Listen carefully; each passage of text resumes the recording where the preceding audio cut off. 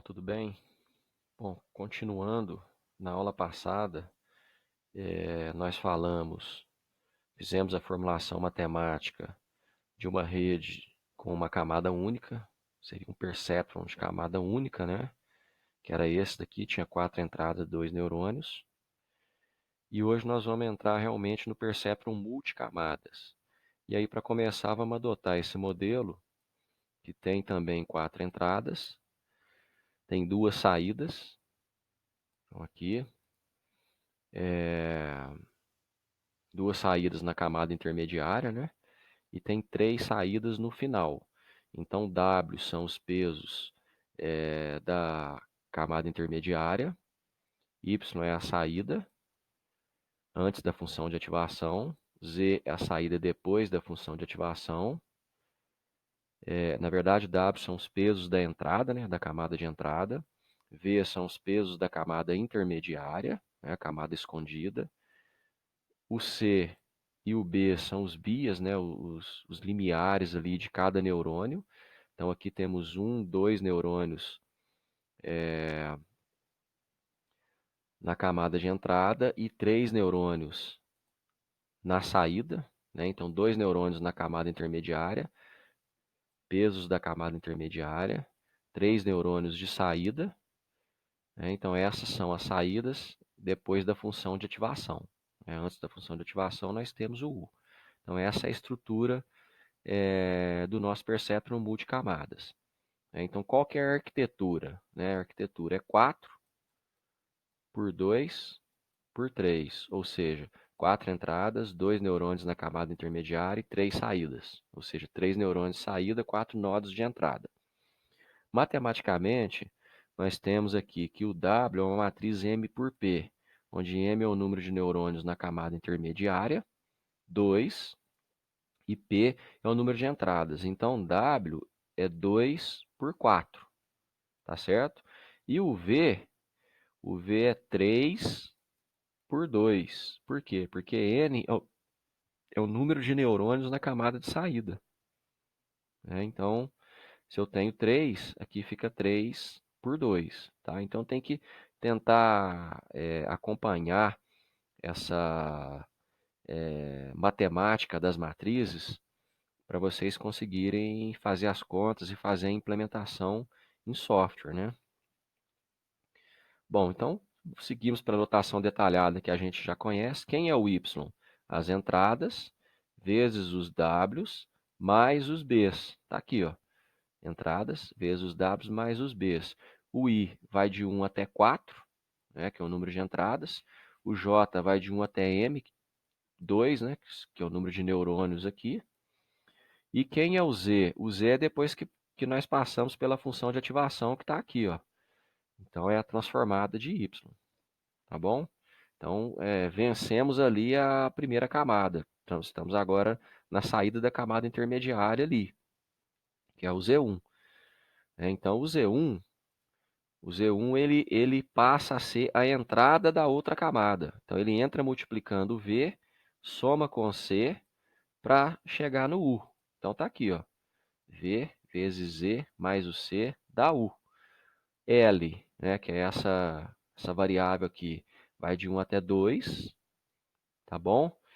Por quê? Porque eu tenho 2 neurônios na camada intermediária, tá? E o K vai de 1 até 3, porque eu tenho 3 neurônios na camada de saída. E quem é o O? O O é a transformada de U, ou seja, apliquei a função de ativação em U. Tá aqui o meu O. Aí, como eu já tenho a saída, eu vou calcular o erro. Quem é o erro? O alvo menos a saída. E aí, finalmente, eu chego no J, que a gente já conhece, que é quem eu quero minimizar.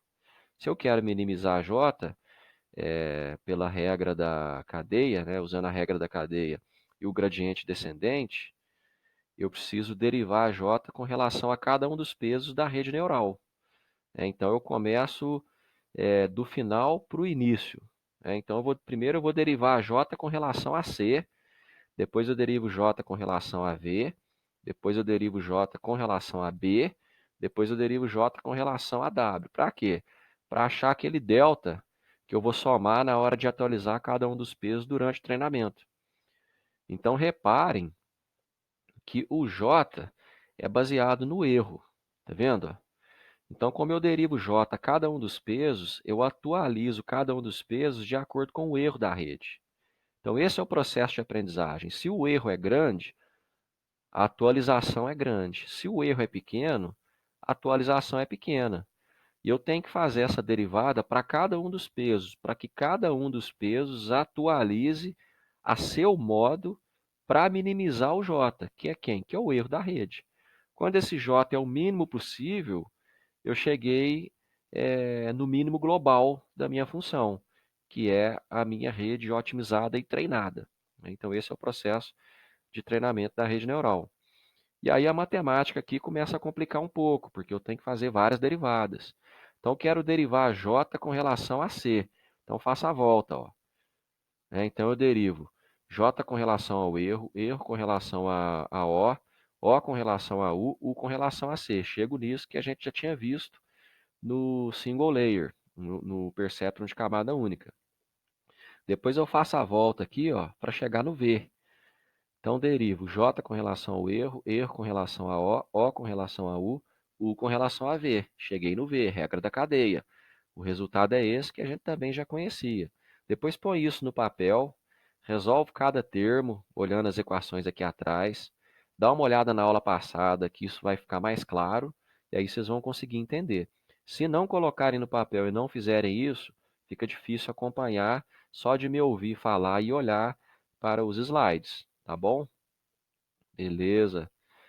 Bom, e agora eu tenho que derivar a J com relação a B. Mas olha só o caminho que o B faz. Olha só, até chegar no final, o B passa por Y, passa por Z, passa por V, passa por U, até chegar no O. Tá aqui, ó. Tá vendo? Essa é a regra da cadeia aqui, ó. Então tem que fazer a volta. Na hora que eu vou derivar, eu faço a volta. Antes de fazer isso, vamos entender matricialmente as equações de uma maneira genérica. Então, vamos lá. O y é quem? X vezes w mais b. Está aqui, ó. X vezes w mais b. Beleza. Quem é z? Transformada de y, função de ativação no y. Tangente hiperbólica, tangente sigmoide, qualquer uma delas. Quem é o u? O z, que está na entrada aqui, que multiplica o vetor v mais o c. Está aqui, ó. Z multiplicando V mais o C, deu U. Quem é O? Transformada de U, ó. 1 a 1, tá aqui, ó. O transformada de U. Aqui está genérico, pode ser para uma rede com qualquer número de neurônios e com qualquer número de entradas.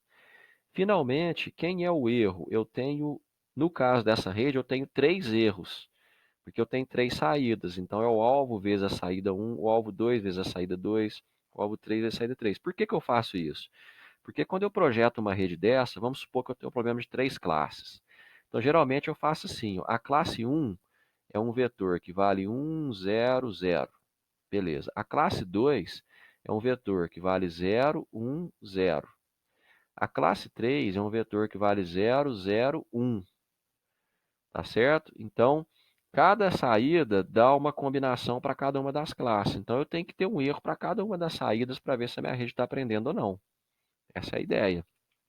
E aí, finalmente, eu vou derivar a J com relação a B. Então, primeiro eu derivo J com relação a E com relação a O com relação a U com relação a Z, Z com relação a Y e, finalmente, Y com relação a B. Então, fiz a volta todinha.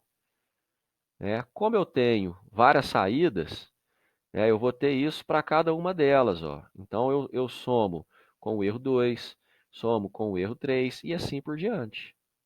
E aí, resumindo, cada termo desse aqui me leva a um resultado. Ó. Então, eu tenho aqui primeiro termo, segundo termo, terceiro termo, quarto termo, até o número de neurônios da saída. Reparem que aqui está em função de I. Então, basta eu substituir I aqui, ó, que eu vou ter exatamente o peso para atualizar o B1. Aí eu troco aqui por 2. Ó. Então, eu vou ter o delta, né, que é essa derivada aqui, para atualizar o B2. Então, é um delta para cada B da arquitetura da minha rede neural aqui. Eu tenho dois, tá vendo? Então, eu vou ter o 1 e o 2. É só substituir aqui nessa equação, ó, tá bom? De uma maneira alternativa, né, eu posso fazer o somatório desse termo com esse e escrever isso de uma maneira mais genérica. Então, eu boto o somatório aqui em função de K e substituo os termos, ó, fica mais geral, né? Ao invés de eu fazer essas somas aqui uma a uma, ó, eu substituo aqui dentro, ó. E aí, simplificando, eu chego nisso. E aí, esse termo aqui, ó, ele não depende de K, portanto, ele sai do somatório, né? E aí eu chego nesse resultado. É uma maneira alternativa de calcular isso. E, a meu ver, mais simples. Agora nós vamos fazer a mesma coisa com W. Então o caminho é o mesmo. Faço todas as derivadas. Faço um para cada erro, tá vendo? Erro 2 e erro 3. Resolvo cada um dos termos, né? Reparem que agora eu tenho várias combinações aqui, ó. Eu vou ter o W para 1, 2. Aí aonde é I eu boto 1, aonde é J eu boto 2. Né? E aí eu vou ter esse deltinha aqui para cada W da arquitetura da minha rede. Então é como eu falei, cada pezinho particular atualiza a seu modo para que ele tenha a sua contribuição específica na minimização do erro da rede. E é assim que ela aprende. Tá? Beleza. E aí, da maneira alternativa, colocando na forma de somatório, tá aqui, né? Simplifica bastante. Aí esse termo aqui pode sair de dentro do somatório porque não depende de K, né? Ele sai aqui. E aí a gente tem um resultado mais simples um pouco, né? Eu posso fazer isso de forma genérica e matricial, então escrevo y, quem é y, né, matricialmente, quem é z, né, tá aqui, quem é u, né, aqui, ó. Então eu equaciono toda essa parte aqui até chegar no u. Quem é o, função de ativação do u, quem é o meu erro, tá vendo? De forma matricialmente, sempre lembrando das dimensões de w e de v, ó, m por p, n por m, né? Isso vai facilitar muito na hora de fazer a implementação. E aí, expandindo isso para o caso genérico e usando aquelas soluções algébricas que nós vimos na aula passada, a derivada de j com relação a c é isso. Aqui é o vetor de erro. Aqui é o vetor de saída da rede. Então, é a diagonal ao quadrado dela, é a matriz diagonal, né? Matriz identidade. A derivada com relação a v tem aquele produto de Hadamard no meio, que eu já expliquei para vocês. O vetor de saída da camada intermediária, que é Z, identidade, diagonal da saída final da rede, e o vetor de erro, né? Então, se a gente voltar aqui, ó, nós vamos entender quem são esses vetores. Ó, vetor de erro, né? O vetor Z, cadê? Aqui, o vetor Z. Cadê o vetor O? Vetor O, né? E assim por diante. O mesmo vale para B e para W, tá aqui, a notação matricial. Tá? Aparece um V transposto aqui, que é a matriz de pesos da camada intermediária. Aqui fica fácil entender quando a gente deriva U com relação a Z, dá V transposto, porque U é V vezes Z mais C. Se eu derivar U com relação a Z, o C é zero, ele some, sobra essa matriz aqui transposta, tá aqui. Então esse é o resultado, só para vocês entenderem um pouco mais. E eu posso fazer essa notação simplificada vetorial para duas camadas, que é o caso do exemplo que nós estamos seguindo. Basta eu atribuir aqui, ó, camada 1 está aqui. Beleza. Então, essa é a saída da camada 1. Agora eu sumi com o Z e com o V daqui. Saída do neurônio é U, depois a função de ativação é O, peso é B e W. Então, o que define qual camada é o número. Então, ó, saída da camada 1, peso da camada 1. Tá aqui. Aí, função de ativação nessa saída do neurônio, está aqui a saída final da camada 1. Pego a saída final da camada 1, multiplico pelo matriz de peso da camada 2, mais o bias da camada 2. Tenho a saída da camada 2. Função de ativação nela, saída final da rede. Calculo o erro e o J. Beleza? Então tá aqui, ó. Se eu quiser fazer o mesmo que eu fiz antes, ó, só que agora dando nome às camadas, eu tenho esses resultados. A derivada com relação a B da camada 2, derivada com relação a W da camada 2. Depois eu faço derivada com relação a B da camada 1 e W com relação, derivada com relação a W da camada 1 agora. Reparem que aqui, ó, eu tenho a multiplicação com o que tinha antes. Ó. Se a gente voltar aqui, ó, isso aqui ó, vai estar lá no meio. Né? Então, tem a parte da camada 2 aqui. Ó, né? E o mesmo vale para o W1. E entra aqui o produto de Hadamard. Então, o resultado em notação matricial está aqui. Repito, tem que colocar isso no papel e fazer na mão, passo a passo, dar um trabalho para vocês entenderem. Acompanhando assim pelo slide fica difícil de captar tudo. Bom, aqui para notação simplificada de 3 camadas, né? Então, saída da primeira, saída final da primeira camada, saída da segunda, saída final depois da função de ativação e a saída da terceira, finalmente o erro. O erro, o J. Então, isso é geral, eu posso ter quantas camadas forem, que a estratégia é essa. Isso não muda se eu for fazer a regra do gradiente descendente. E aí, expandindo aqui para as equações, eu tenho a derivada com relação aos pesos da última camada, da camada 3, da camada 2 e da camada 1. Então, eu vou fazendo a volta. Né? E a equação ela vai crescendo, é claro, porque tem a regra da cadeia. Então, eu vou lá do final da rede até o início, derivando 1 a 1. E isso é o que acontece em duas fases. A gente chama de fase forward e fase backward. Por quê? A fase forward é quando eu alimento a rede com dados. Então, agora o x1, o x2 aqui são valores que realmente estão entrando na rede. Então, a rede está fazendo as contas aqui, multiplica pelos pesos, soma e soma o bias, né? E está chegando no final. Quando chega no final, eu calculo cada um dos deltas, que são aquelas derivadas com relação a cada um dos pesos, e venho atualizando. Essa parte que eu venho atualizando cada um dos pesos, a gente chama de fase backward. Então, o que, que eu faço? Eu processo os dados para cá, calculo os deltas aqui e atualizo do final para o início.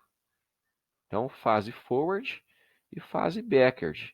E esse processo de atualização é o que a gente chama de aprendizagem da rede neural. E aí, esse processo, a gente pode fazer ele de duas maneiras. Tem o modo sequencial e o modo batelada. No modo sequencial, o que, que a gente faz? A gente faz esse feed forward, calcula esse error backpropagation, atualiza os pesos e testa o critério de parada. Então, a toda entrada, eu vou lá, calculo os erros e volto atualizando. Então, eu faço isso N vezes, N iterações. Depois eu tenho o modo batelada. No modo batelada, eu defino o número de épocas. Aí eu processo os dados, calculo os deltas, mas eu não atualizo. E esses deltas eles vão ser acumulados. De uma época para outra, a gente vai somando os deltas. Então, se eu tiver 10 épocas, eu acumulo 9 somas, na verdade, né? Porque são 10. E aí, depois que eu rodei todas essas épocas, aí eu atualizo e testo o critério de parada. O critério de parada eu vou saber se ela otimizou ou não, se eu posso parar o treinamento ou não. Tem várias maneiras de fazer isso. Então, esse é o modo sequencial, esse é o modo batelada. Aqui peguei um exemplo não linear. Então, aqui eu tenho, isso é uma classe, isso é a mesma classe, então seria classe 1 aqui, aqui seria classe 2. Então, é um problema não linearmente separável, aquele problema Shor lá do início, né? Então, eu preciso de uma... Vou fazer o aprendizado com uma rede neural MLP. Né?